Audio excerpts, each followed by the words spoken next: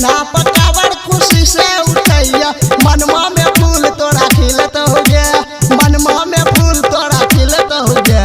भोला बाबा के जलवा चढ़ा तब सुनर दुल्हा मिल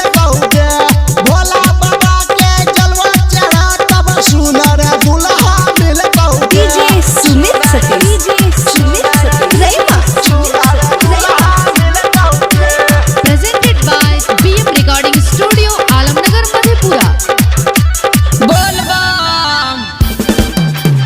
सुनर दुल्हा मिल गे सुनर दुल्हा मिल गे राजा रविन कहे छो तोरा संग में हमारा चल गे सबके दोई छै तोरो देतो खौछा में फल गे खौछा में फल गे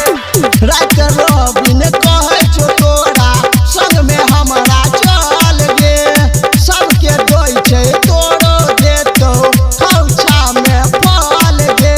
खुशी से कावर उठाई के जइया खुशी से कावर उठाई के चलिया मनमा के फूल तोरा खिलतो गे मनमा के फूल तोरा खिलतो गे भोला बाबा के जलवा चढ़ा तब सुनर